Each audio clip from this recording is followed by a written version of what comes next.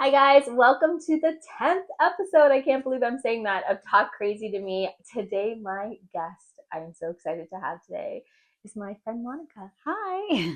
Thanks for having me. I'm so excited. Honestly, we've talked about this for a while, but we're finally doing it and we're doing all the things today. She did my hair and my makeup. We're doing like a photo shoot after this. So we're just like, I don't know, I just love you so much and I'm so happy to have you doing this because we talk all the time and like are super open. I knew she would be a kick-ass guest because of how honest you are in general, just in your life. So I love you for that. But okay, so I'm going to start off by saying, how do we know each other?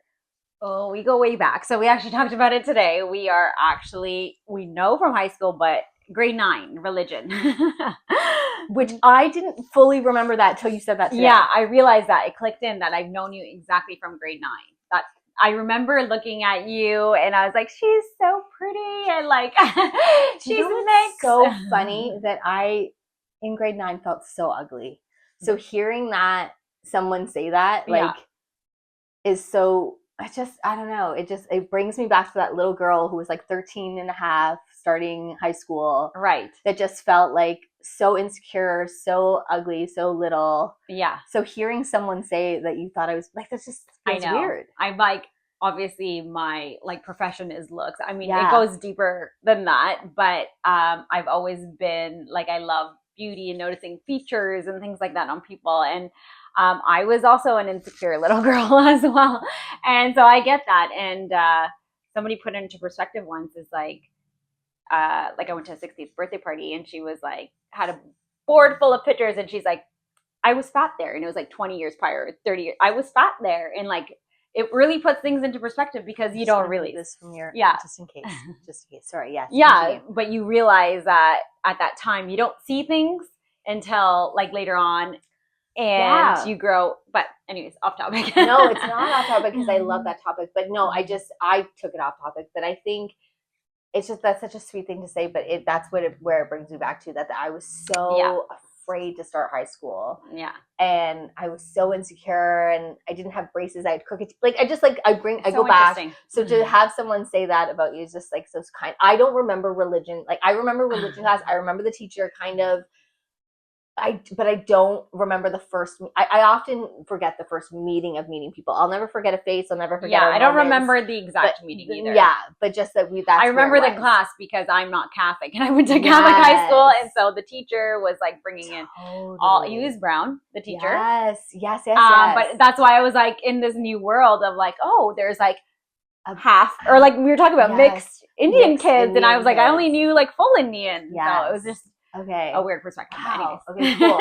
Yeah, I love that. I love that so much. Because I felt like a very mixed kid and didn't fit in, and so the fact that you thought that was cool is just like blowing my mind right now. And now my kid is you. Yeah, I love that. Portuguese and it's crazy. It's crazy. Yes, I think you manifested that. Yeah, I didn't mean to, but you didn't mean to, but it happened. It always happened to me. Okay, so I'm gonna jump in. My first question to you, Monica, is what makes you crazy? There's lots of things, as most people, but I think what really makes me crazy is not communicating.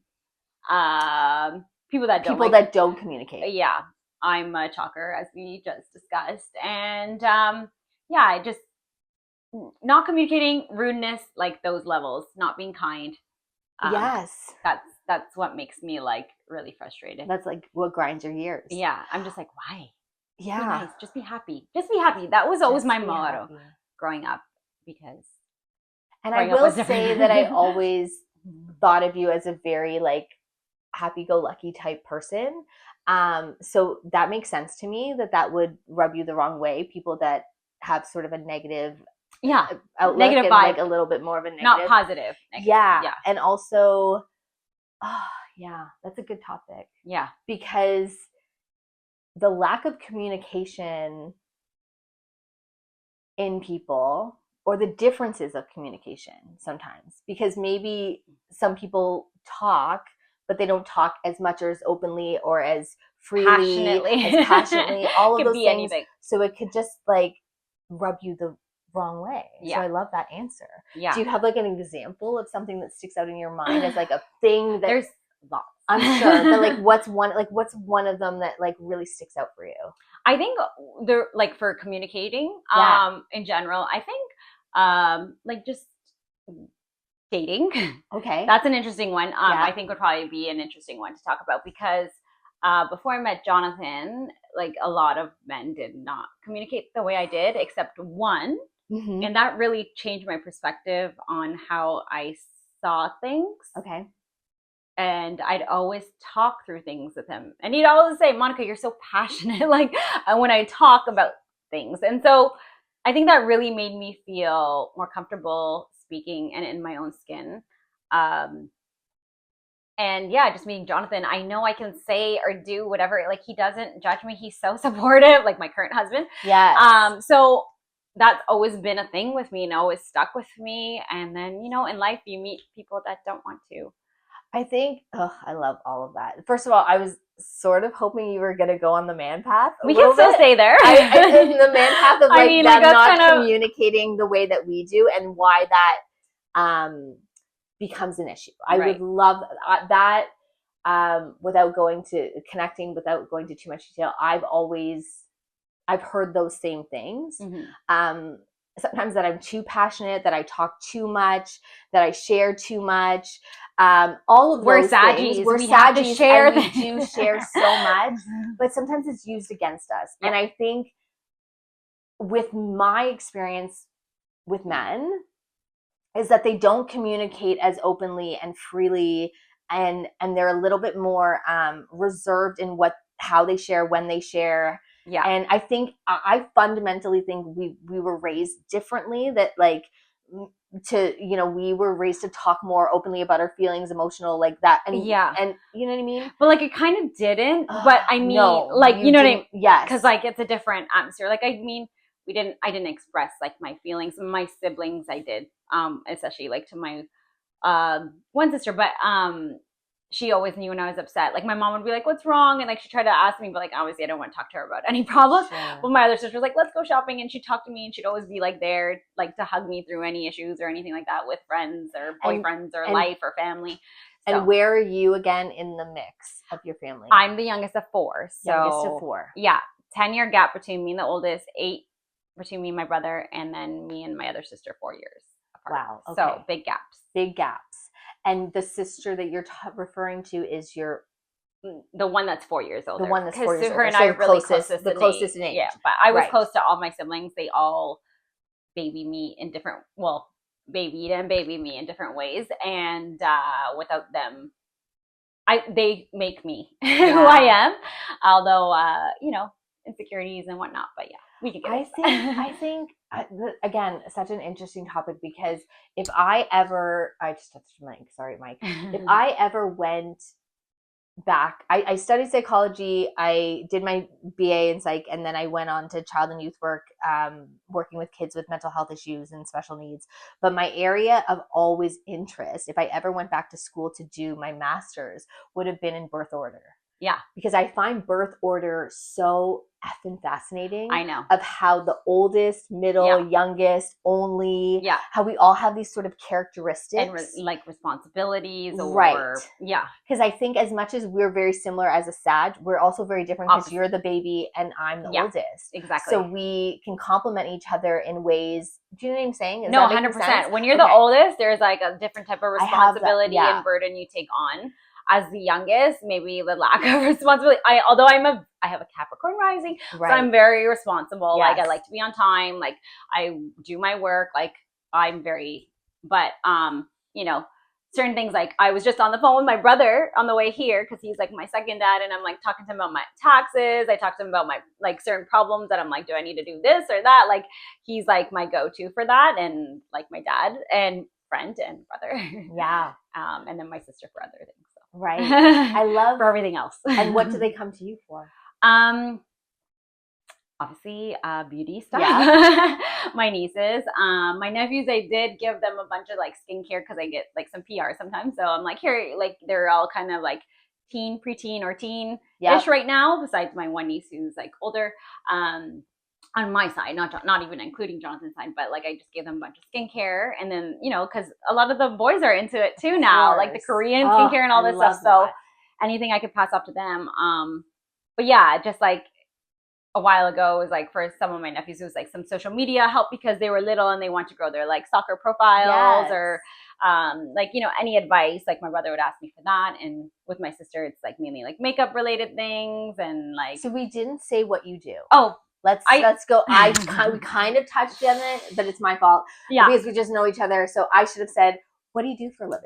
So I'm a makeup artist, and I worked on photo shoots since I was 19. So out of high school, I did aesthetics, and then I went on to shoots and sets, and I loved it. I did some like film like work too back then, and I thought I was going to go into beauty and fashion, but I ended up in the more fitness area.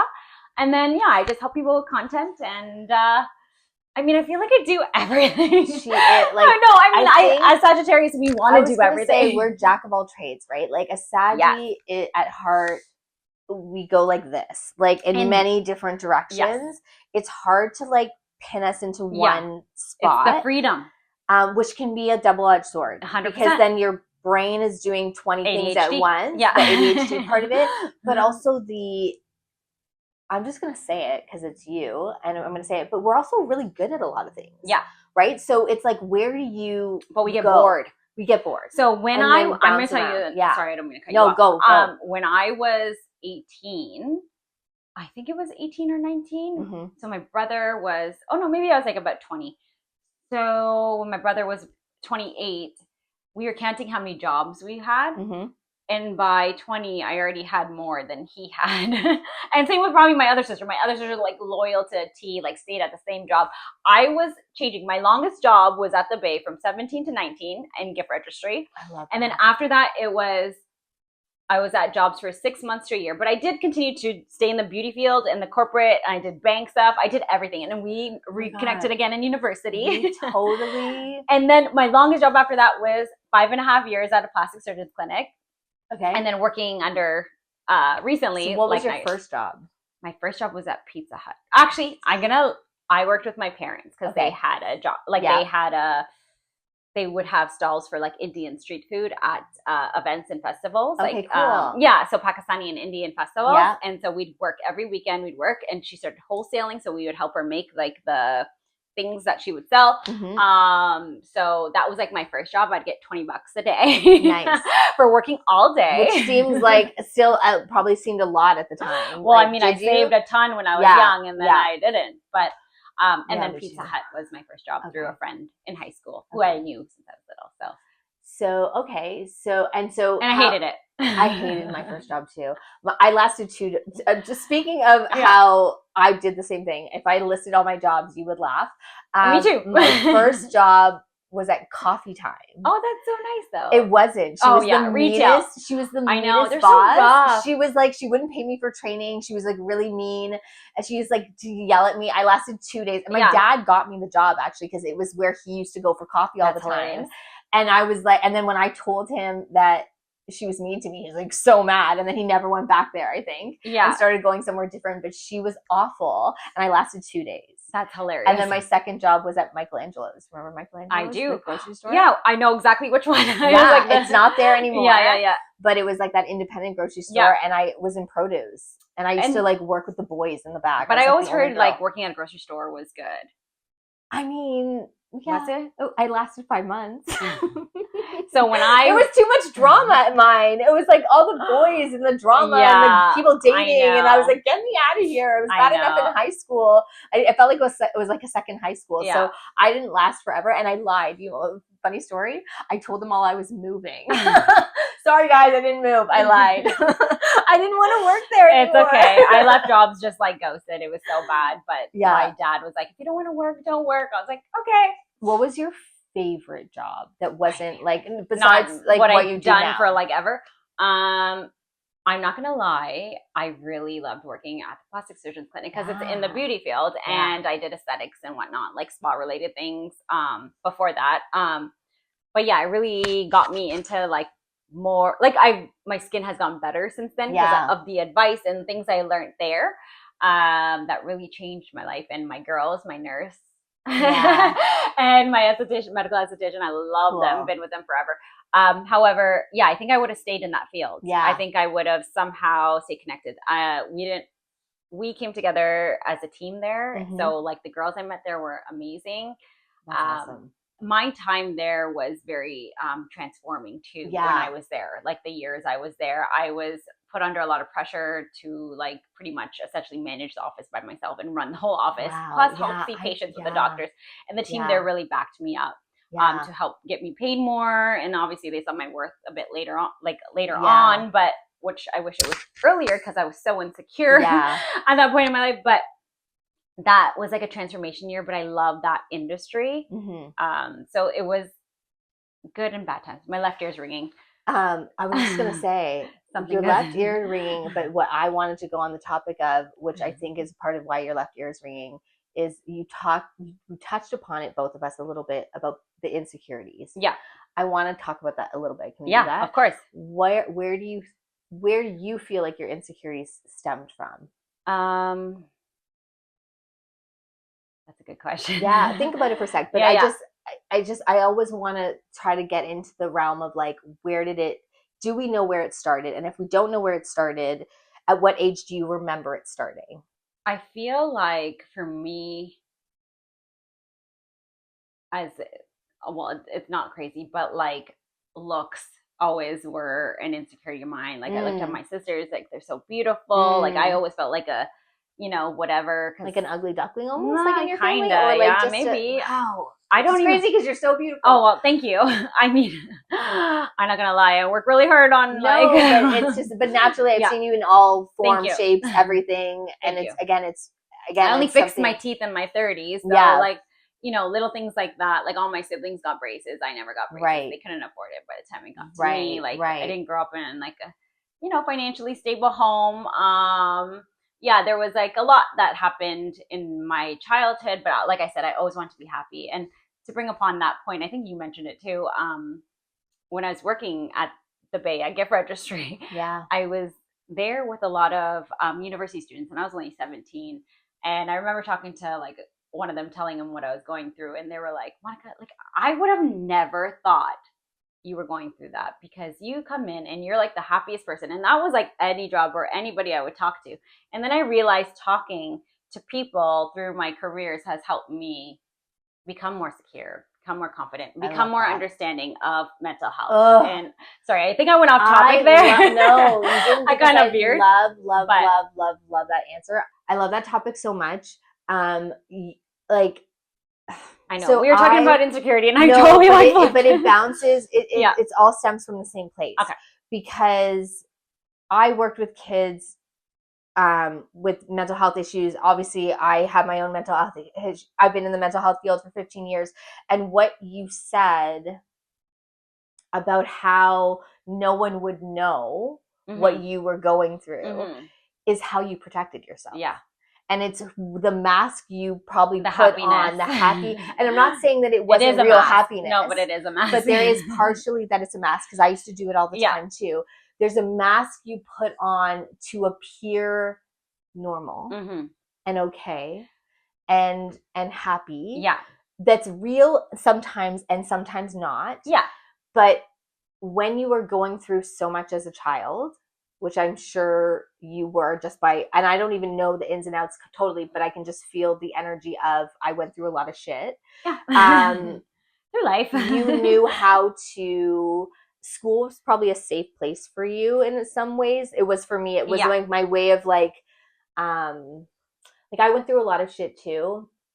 And I also think I wore that mask, and people said things like that to me, which is I would have never known you were going through any of that, because you always seem so happy. And we are, like I said, Sagittarius, we're optimistic as it is. But I was truly happy because it was my runaway. Like I'd go to work, I'd go out and party, I'd go out and hang out with friends, because that was me actually being like, I'm free. Like, it's your escapism. Yeah. And I think, and it wasn't as much when I was younger, more like later on in like high school. But that's where my dad got.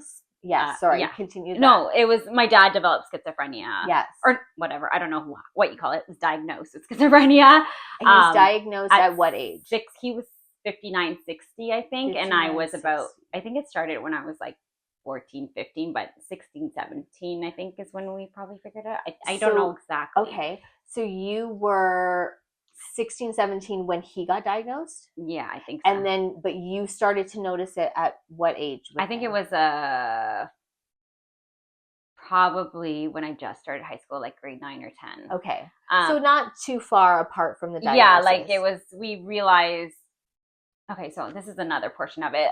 What we were going through, we didn't really know what it was. Mm-hmm. Well, like for me personally, because it was never really talked about in our community, and there Still wasn't isn't. a lot that we came. Yeah, exactly. South Asian community is not really talked about. Mm-hmm. It wasn't like I ever seen it before, and I didn't know what it was, and it was a paranoia, schizophrenia that he had, and he did become. He is the calmest man. I love that guy. Yeah. Like he's passed away, obviously, but I'm sorry. rest in peace. Yeah. But and Mm-hmm.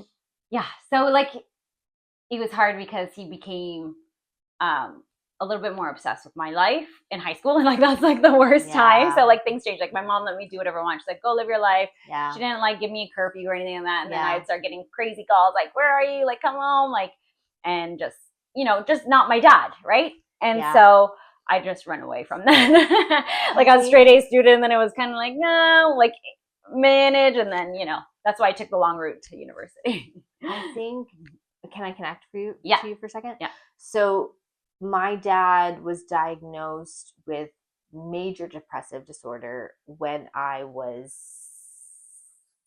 around the same age, 16, 17. Oh, so we were going through the same, similar thing.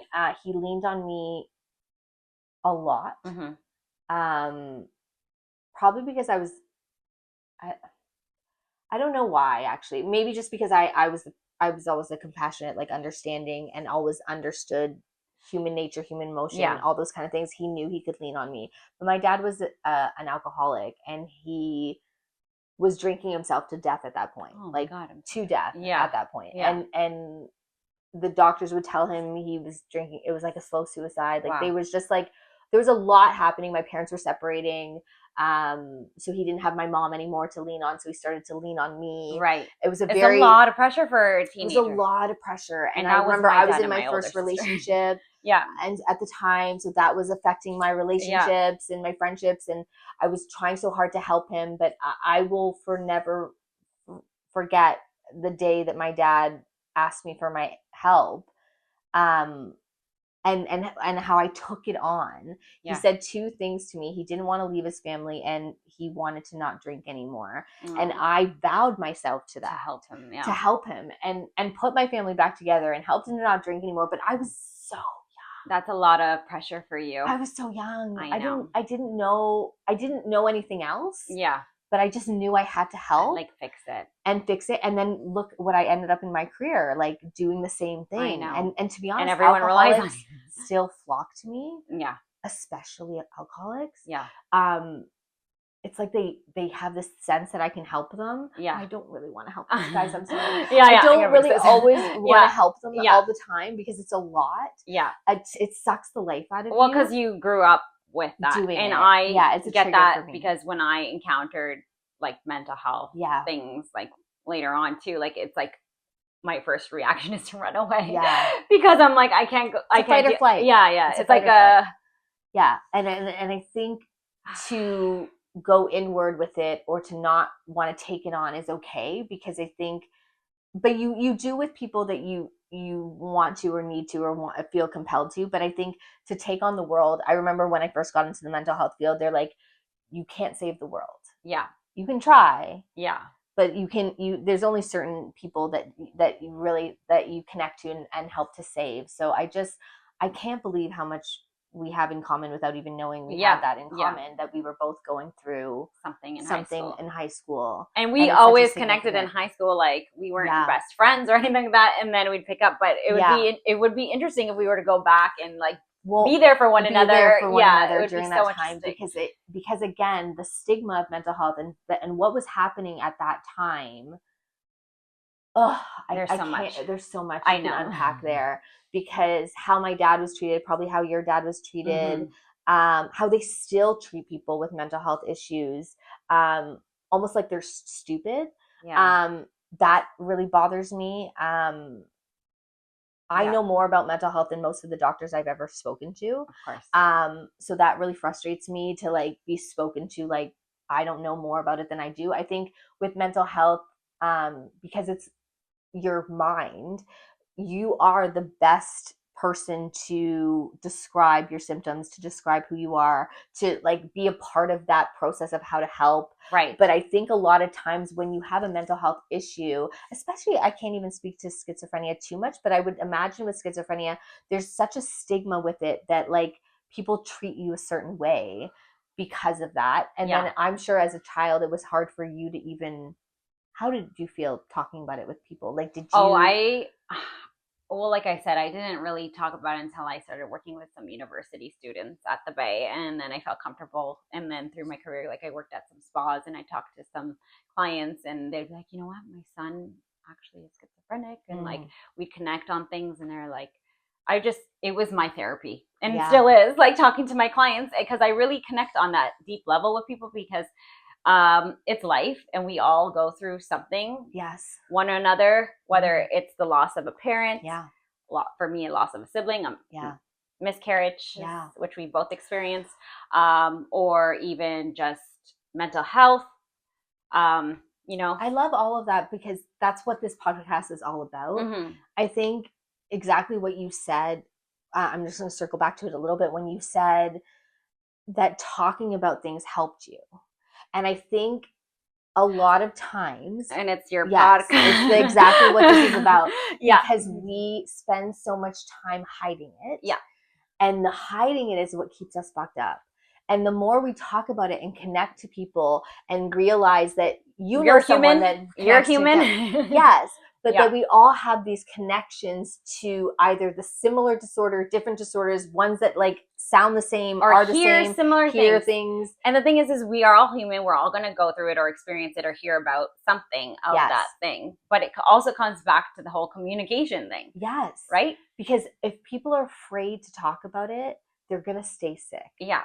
And it's the only way to let it out is to let it out, and to connect to people that, and allow yourself. I think one of the biggest things for me, because I don't know how much I've talked to you about it, but I was diagnosed with bipolar in my 20s, and I was in denial about it for a very, very, very long time. I think my dad was misdiagnosed. I actually think he had bipolar as well. I also think that I was told by a medium before that I get my crazy from my grandma. So I also think she had some kind of mental health issues. People might get mad at me for labeling her. She's right behind you, actually. They said I get it from her. And I felt more connected to my grandma than anyone in my life. So, and she understood me better than anybody in my life. So I very much believe that. Remind me, after you finish talking, but remind me. Well, I just wanted to say, like, but bipolar, I think that's a really hard diagnosis because there's a lot of ups and downs. Like, I am up and down. You know what I mean? Like, and I'm like, am I bipolar? Like, you know what I mean? Like, there's certain things but in like, that's life. And that's how you. It is. And a lot of people have said that to me about it, but mine were so extreme. Bad. Okay. Like they were very we can take that part out. No. I love that you said that. No, I don't want to take it out because I think people will say that a lot to me. Like everyone goes through ups and downs. And I'm like, no, it's true. There is a truth to that. And when I've been sort of like medicated through it, I still do go up and down. It's not like it's just like a perfect balance. But my extremes aren't extremes anymore. Okay. So it's not so I know that it's like the world is ending, or like or that I'm on top of the world. Like I'm the best person in the world. Like it would, like the extremes would be so dramatic. That I know it fit me when I finally sort of surrendered to it, said, okay, I'm gonna try to take something for it, see what happens. And when I finally met the right doctor, not like these dummies that only saw my depression, didn't see anything else. When I finally met the right psychiatrist that really clicked to me, he said something that I'll never forget, which is he said, Tanya, so many people that are diagnosed with bipolar that don't go on medication kill themselves. And I could almost cry with this moment, but I was having those thoughts. I was going those dark places. And I had never thought you could go there. Thought I could go there, and I never said it out loud. Yeah. So the fact that he was going there, without me going there, made me realize I did need to start trying to take something to help with it. And he put me on something really low. Yeah. He said I didn't think I was super extreme. Yeah. But just something to balance it out. Yeah. And help me sleep because I couldn't sleep. Yeah. So once those two things sort of regulated, I was a different person. It's so interesting. And for the last 7-8 years, I want to say, instead of going like this, I just go like this. Yeah. I want to mention two things. Yeah. I'm sorry you felt that way, and we can always keep connecting on everything. Keep going. But when my dad was passing away, we asked one of our priests to come, our pundit, and he actually offered me some good advice. So I guess that was when I was 30, but he said it's all about, or no, maybe actually, it might have been right before my wedding or right before my dad passed. I can't remember which one. But he's always said, going through life, you should always maintain that balance, the highs and lows. Yeah. So after that moment, I'd break my screen phone all the time. So on the floor, and I'd pick it up and be and it is easy to go off the deep end, depending on your day and your mood, 100%. But that was one point that I wanted to connect to that. But the other thing that I wanted to talk to you about was the thoughts. Mm-hmm. I had those, and I thought that was normal. Mm-hmm. And as recently, I heard from, over the COVID years, a lot of people and kids and even in our family that were going through a lot of anxieties and depression and saying these things about not being alive. And I was talking to my sister, but I'm like, this it makes me so sad, that they think that way. And she's like, yeah, I couldn't even imagine. I'm like, well, I did have those thoughts. And she's like, really? Yeah. I was like, you never did? Because I always thought she was the more quiet one into herself. And I'm like, I always thought you were the one that would have had that. You know what I mean? And I'm like, so I'm thinking to myself, I'm like, oh man, I probably did have some kind of. I think, yes. And I'm sorry you had those thoughts too, but thank you so much for being brave enough to share that. But I think people go through it for different reasons and have it for different reasons, and there's different times, and there's either something that triggers it, an event or something that's going on. When it was happening to me, there was nothing triggering it. So I knew it was something imbalanced in me, but it wasn't just environmental. Mine was always environmental in my late 20s and teen years to late 20s. So I think that's the difference of when it gets that diagnosis. Extreme. Okay. Extreme. But I think depression is such a I always say with bipolar, the depression part of it is easier for people to understand. Yeah. Because people usually can relate to not getting out of bed or being down or having down thoughts or doing whatever, or the way it sort of manifests in depression. I think mania is a little bit harder to explain to people. Yeah. And I was struggling. I've struggled with a lot of relationships and friendships and that kind of stuff because of that. Yeah. Because the depression is easy. When people are sad, they want to take care of you and they want to, whatever, and they want to be there for you. Yeah. But when you're manic and you're people don't know how to act and they don't know how to deal with it, and they also think you're doing it on purpose. Yeah. But what I try to explain to people is the way I can't control the depression is the same way I can't control the mania. Yeah. Both are the same thing to me, right. But it's harder for people to understand one or the other. And that's a part of the reason that I want to keep talking about mental health and all different types of mental health, is because depression and anxiety people get that. Yeah. Everyone gets those too. Yeah. We've come to the point where we understand that. And to an extent, everyone sort of, I think, struggles with depression and anxiety to a little bit. Yeah, of course. But it's the other ones that are a little bit more bipolar, intense.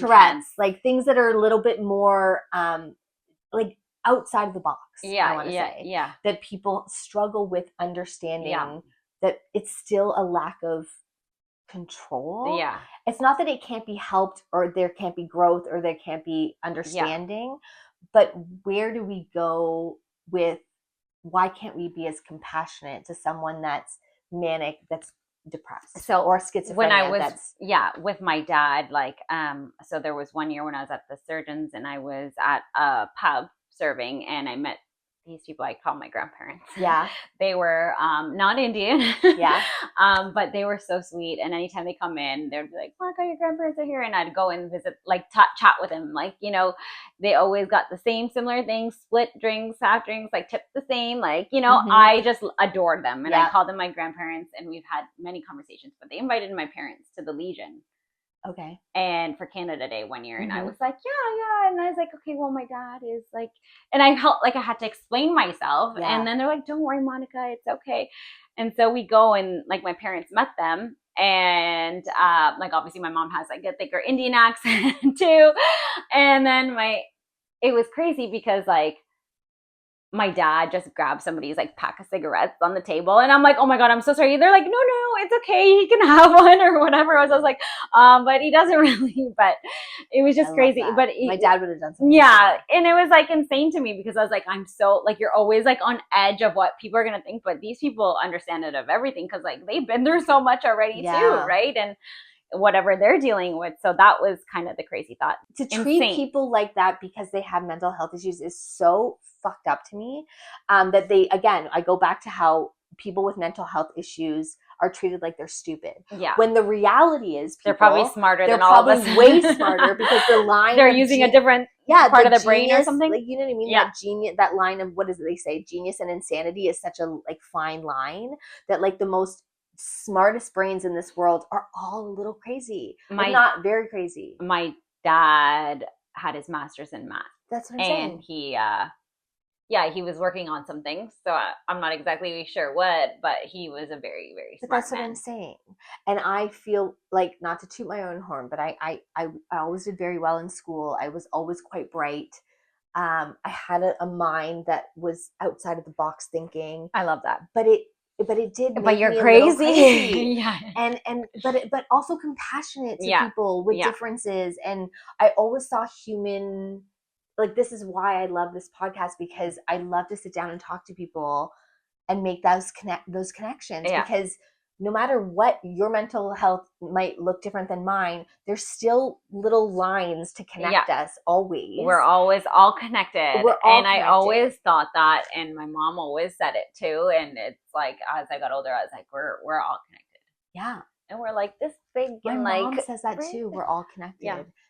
She jokes about, we say, like, when we call each other at the same time, or we're thinking about each other at the same time, or like my friend Jeff calls at the same, and she'll say it about my friend Jeff. She always says it's like her second son. She's like, we're so connected. She's like, I've only met him a couple times, but I feel so connected. Yeah. But I connect the two of them. Yeah. Right. So the connection. Yeah.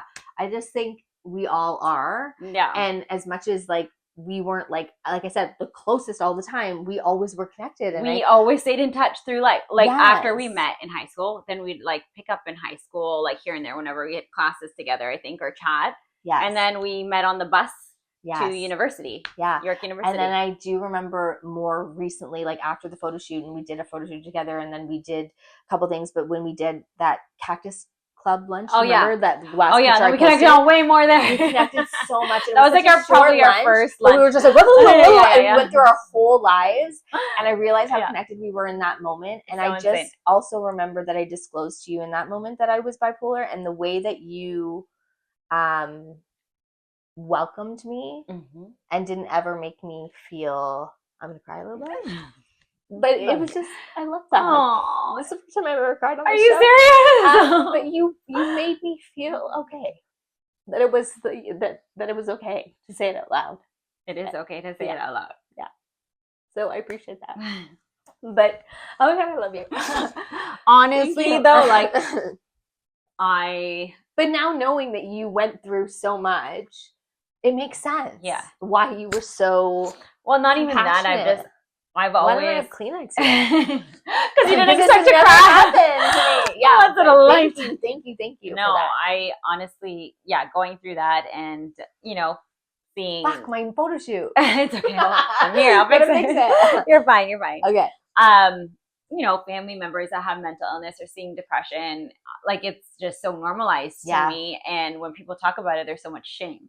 And when by that time, that was only a few years ago, like Yeah. I was like, there is nothing, like there's But so I still have so much shame. I know, but you should. I think because even when I went away to Thailand, I'm talking too much about myself with you, which is probably I love it. But I think when I went It's to because Thailand, I have that therapy. you do. You should be a therapist. No, I honestly, you should be. But people always say that they connect with me, Yeah. like when I have clients and stuff, because I'm I love, like you, No, we're you- both very yeah. like, we like to talk about things and like But this is learn the about other most people. I've ever talked about myself in an episode. I love and it. I feel like, yeah, you should be a therapist or look into getting into it to some degree. This is astrology. I lost in my, the works. Yes, that too. Sorry. I lost my train of thought though. What was I It's saying? okay. I lost it. It doesn't matter. But it's just so, you're just so you can just feel your heart like very quickly. And I think knowing that what you said about differences and trying to take people's shame away. Mm-hmm. Oh, that's what I was saying. Shame, yeah. The shame. I went away to Thailand. Yes. I'm going to connect because a lot of people have wanted to know this story, and I'm just going to fucking finally say it. I went to Thailand and I had a hard time because my medication got messed up when I was in Thailand. So day to night, night to day, right? Yeah. 12-hour difference. Right. So the meds that I take in the morning were what I was taking at night, and night vice versa. So I didn't realize it at the time. I wasn't aware because of the reverse. Because you're 12 hours ahead in Thailand. Right. So when it's daytime, it's nighttime. When it's nighttime, it's daytime. Yes. Okay, got it. So it all messed me up. And I didn't know it was messing me up till it was like sort of too late. I came back early. I took care of myself the best I could.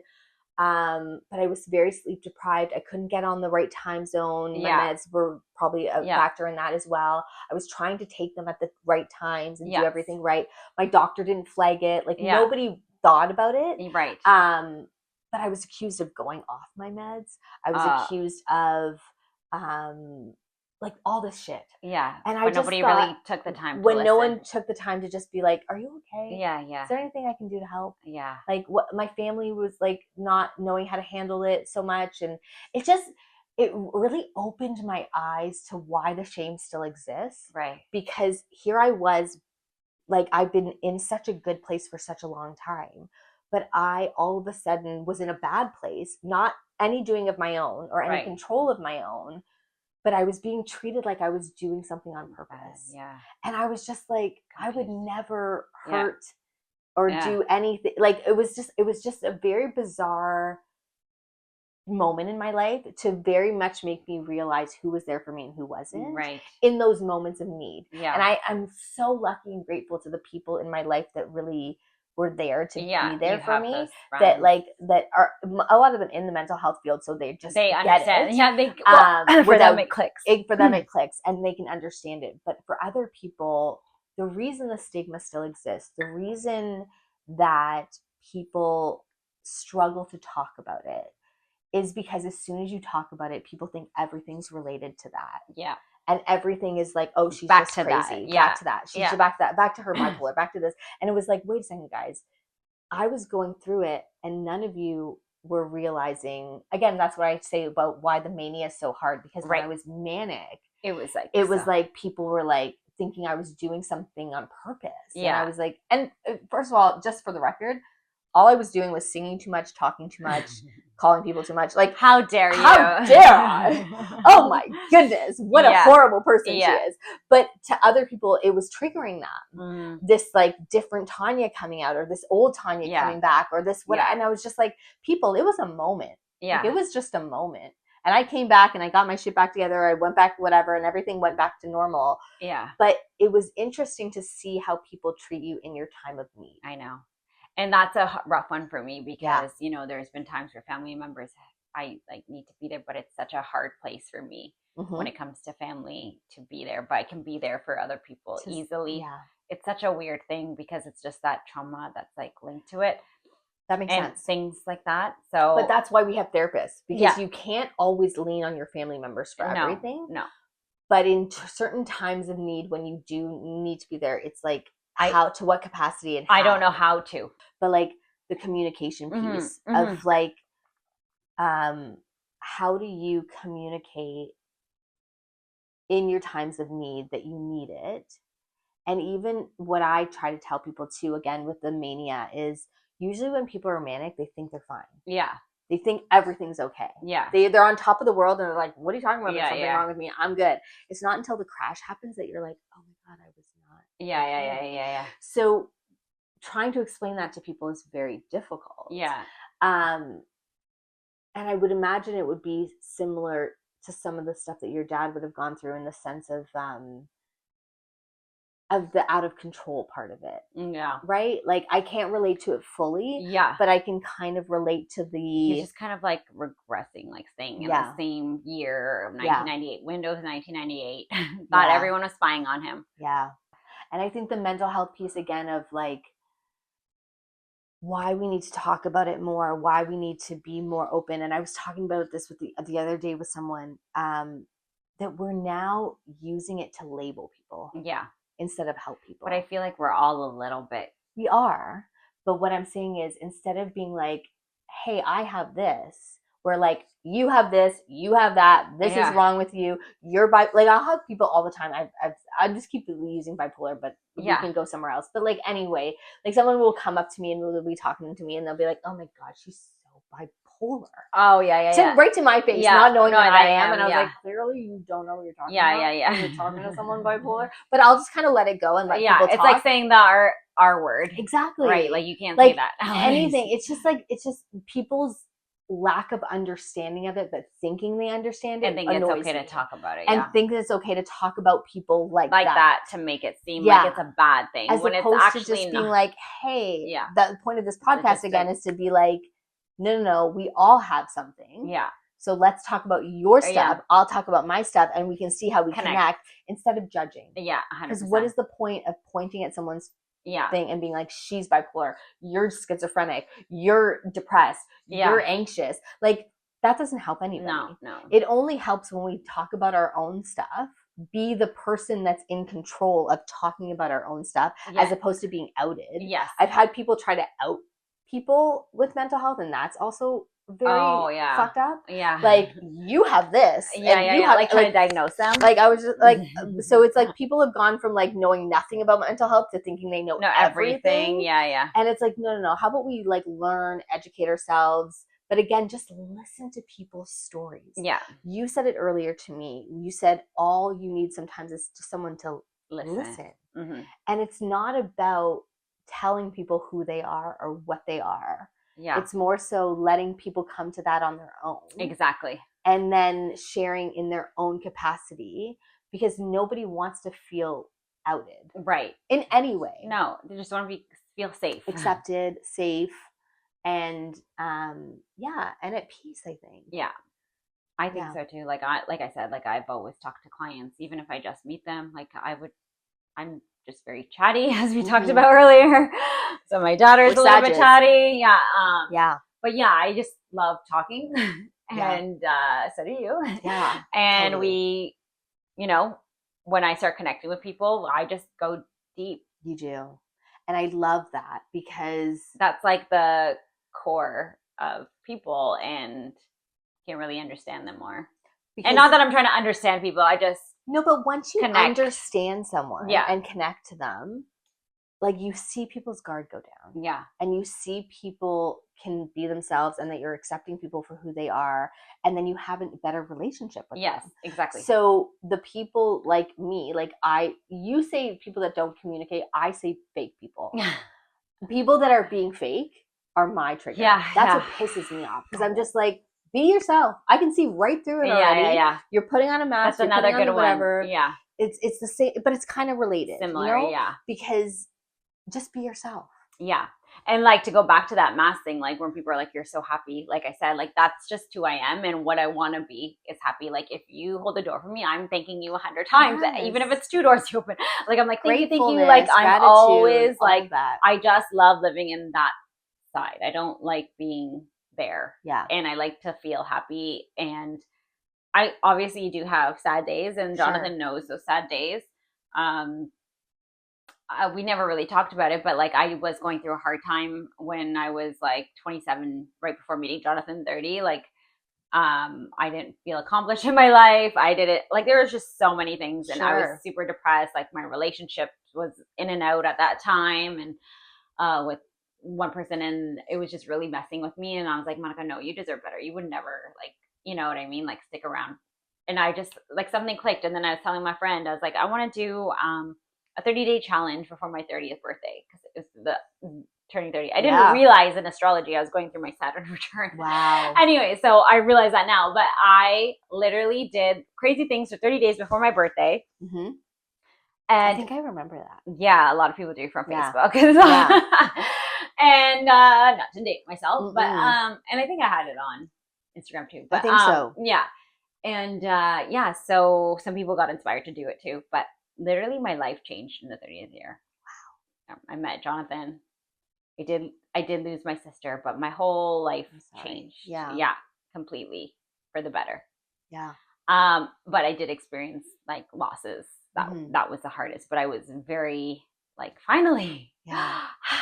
Like, not exactly at 30, but like things were happening that were my end goal.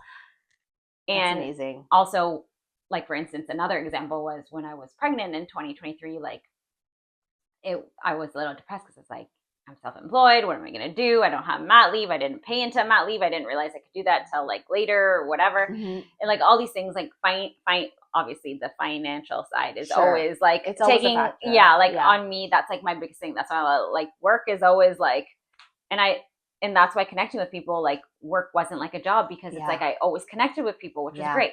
But back to that point, it was Labor Day weekend, and I was like a month and a bit out, and we were home, like just organizing and getting the room ready. And Jonathan, like, I couldn't do much because I was like sick most of the time and extremely exhausted. And he's a homebody. Like, he doesn't like to go out too much, but he's very social, but he's a homebody. I have to drag him out. Like, I tell him we're going here, we're going there. We're going to your mom's, or we're going to my mom's, or wherever. But he was like, we need to get you out of this house. Like, he knew as a Sag, I need to go, because like I wasn't traveling as much. I had traveled earlier with him, and I like to be like all over the place. And he's like, we need to go out. I'm going to take you out. We're going to go drive all the way to Vaughan Mills and get Szechuan orange chicken, and you can go shopping. And I was like, well, not that I need his approval or anything like that. No, but he was like, he was giving you permission to get out. Yeah, he knew that I needed to go. And although he doesn't want to go out or drive or wherever, like, he likes to just chill and be at home. He knew you needed it. He knew I needed it. So. And that got you out. Yeah, that got me out. And then after we ate, we went for a quick walk through Vaughan Mills. I cut through, and I was like, I'm too tired. I'm exhausted. I can't walk. Let's go. This is more than enough. Enough stimulation. You did enough to get you out of it. Yeah. No, and that's a good man. And we'd always go, like, I live near a beach, so we'd always go to the beach on the weekends. In the morning, he'd take me for we just go and look at the water and like get in nature and stuff. So that's, and I think finding a person that can see that and recognize that, I can connect. Also, my ex, we're still very close. My ex-husband, like, but he was that person too. That knew how to like take me out. And do. I think it's whatever. The Pisces. I was gonna say, but I'm like, I'm gonna look like such a like astrology. Do they have the same birthday? Did we discover that? March 12th? No, he's February 19th. Okay, this was just past. So. But my dad was a Pisces too. So the Pisces are like the last sign of the zodiac. So sometimes they say it's their last incarnation. Although, like, numerology, for me, I'm a 9. So like apparently this is my last incarnation too, or like old soul vibes, which I think like him and I connect on, because like I love that he's an old soul. But I feel for me, as a Sagittarius, and I think you can relate to this too, I think it's very grounding for us, because we need grounding to pull us back, because we're like, we want to free. Exactly. So the pull back of I do definitely need someone that calms me down. And you need someone that's calm too. But I am trying to find, now that I'm single, to like find it myself. And that's really in you hard. first. Like, find it within me. I wish I did that for myself too. But I'm not to say that it can never happen with a partner again, and that I wouldn't want it. But I just, for right now, for me, just on the solo journey right now, is trying to find what grounds me without it being a person. Yeah. Because that living on my own and not Yeah. having someone always there. I have to kind of find it myself, and I think everyone should find Well, it. nature will be your first. Nature, obviously, and all that. beaches, Yes. sand. Oh, That's our thing. That's we're we gonna love go. the water. We're gonna, even though I don't like going in the water, I still 2026. We're going somewhere. Yeah, I don't yeah, care. yeah. We're doing something. We've talked about that for a Yeah, long time yeah, too. We need to yeah. get to Vegas. We need to do something. That I think that's gonna happen this year Yes, as well. yes. But that's a perfect ending, I think. Yeah. Are you like? Yeah. Is there anything I think else? that's good. We covered a lot. Yeah. I really think you brought so much out in me, which I think is the first time that's ever really happened in this 10th episode. Oh, thank you. Well, so you are amazing. I'm gonna be the new host. She's gonna start co-hosting with me. Yeah. But thank you so much. Thank you for having me. And I hope that I always want guests to leave and feeling like they feel like, not like, yes. oh my God, what did I say or what did I do? So No, I hope you feel a little bit I do. that. I love it because we connect on so many things. So. We did. And I appreciate so much you doing this. And we've talked about it for a long time, but we finally did it. And we did. And I love it so much. So thank you so much to Monica for being on today. Thank you. And we are going to keep going. So if you want to be a guest or you want to have any kind of conversation like this, let me know, because 2026 is going to keep going. Yeah. And we'll do a part 2 one time with Monica yeah. if she ever wants to. But thanks, guys. Bye.